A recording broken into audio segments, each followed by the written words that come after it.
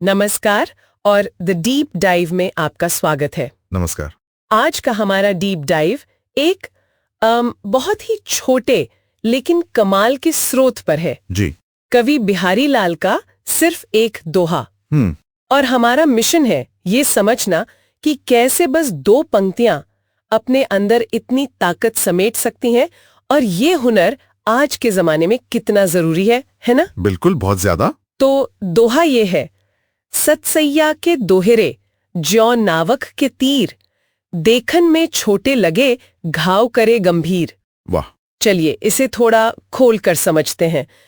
पहली नजर में तो ये एक सीधी सादी तुलना लगती है। हाँ, लगती तो है कि बिहारी के दोहे एक तीर चलाने वाले के तीर जैसे हैं, लेकिन मुझे हमेशा लगता है कि यहाँ नावक के तीर का चुनाव बहुत सोच समझकर किया गया है। कोई आम तीर क्यों नहीं? ये बहुत अच्छा सवाल है। असल में नावक का तीर जो है वो कोई ऐसा वैसा कोई साधारण तीर नहीं था। अच्छा। ये आकार में छोटा होता था, बहुत नुकीला और अचूक निशाने के लिए जाना जाता था। ओह। तो बिहारी सिर्फ ये नहीं कह रहे हैं कि मेरे दोहे असरदार हैं, वो कह रहे हैं कि ये छोटे हैं, सीधे दिल और दिमाग में उतरते हैं और इनसे बचना मुश्किल है। बिल्कुल। मतलब ये सिर्फ प्रभाव की नहीं, सटीकता की बात है। बिल्कुल, प्रिसिजन। और यहीं पर वो दूसरा शब्द है घाव, जो मुझे हमेशा सोचने पर मजबूर करता है।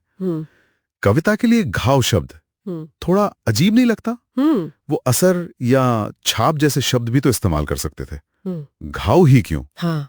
और यहाँ बात सच में दिलचस्प हो जाती है। ये कोई फिजिकल घाव नहीं है। ठीक है। ये तो एक बौद्धिक और भावनात्मक घाव है। भावनात्मक घाव। जी। ये वो पल है जब कोई विचार आपकी सोच को ऐसे भेदता है कि आप पहले जैसे नहीं रह जाते। अच्छा। वो आपकी किसी धारणा को तोड़ता है, आपको कुछ नया महसूस कराता है और वो एहसास आपके साथ रह जाता है। तो ये एक तरह से अज्ञानता पर किया गया वार है। बिल्कुल सही। यही वो गंभीर घाव है जो आपको सोचने पर मजबूर कर देता है। तो ये सिर्फ चालाकी से शब्द चुनना नहीं है, इसके पीछे एक पूरा शास्त्र है, एक पूरी कला। बिहारी जिस रीति काल में लिख रहे थे, वहां तो इस बात पर कवियों में होड़ लगती थी। किस बात पर? कि कौन कम से कम शब्दों में सबसे गहरी बात कह सकता है, और बिहारी इसमें माहिर थे। कमाल है। असल में ये दोहा खुद एक साहित्यिक अलंकार का बेहतरीन उदाहरण है। तीर तो सिर्फ शरीर को घायल करता है, पर बिहारी का दोहा वो मन और आत्मा को घायल करता है, जो कहीं ज्यादा गंभीर बात है। वाह, जब आप इसे इस तरह समझाते हैं तो ये गागर में सागर भरने वाली बात लगती है। जी बिल्कुल वही। और ये बात मुझे सीधे आज की दुनिया में ले आती है। ऐसा लगता है जैसे बिहारी ने कोई 400 साल पहले ही एक परफेक्ट ट्वीट या वायरल हेडलाइन लिखने का फॉर्मूला खोज लिया था। हाँ, आप ऐसा कह सकते हैं। आज की भाषा में हम इसे इंफॉर्मेशन डेंसिटी कहते हैं। Information density. सनोती तो वही है, कम से कम जगह में ज्यादा से ज्यादा मतलब डालना।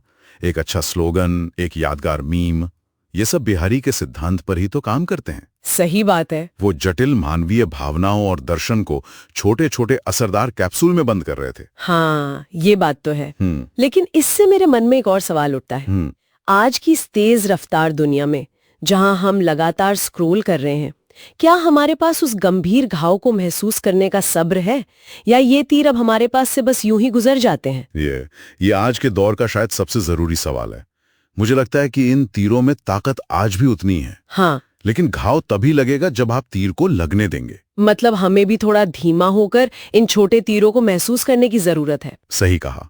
शायद बिहारी से हमें सिर्फ ये नहीं सीखना कि अपनी बात संक्षेप में कैसे कहें, बल्कि ये भी सीखना चाहिए कि दूसरों की छोटी छोटी गहरी बातों को ठहरकर कैसे सुने और महसूस करें। वाह।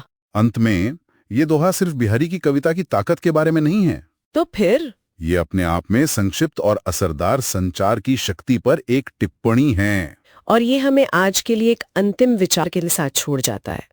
हम हर रोज जानकारी के सैलाब में बड़ी बड़ी आकर्षक चीजों पर ध्यान देते हैं, लेकिन वो कौन से छोटे तीर हैं जिन्हें हम नजरअंदाज कर रहे हैं?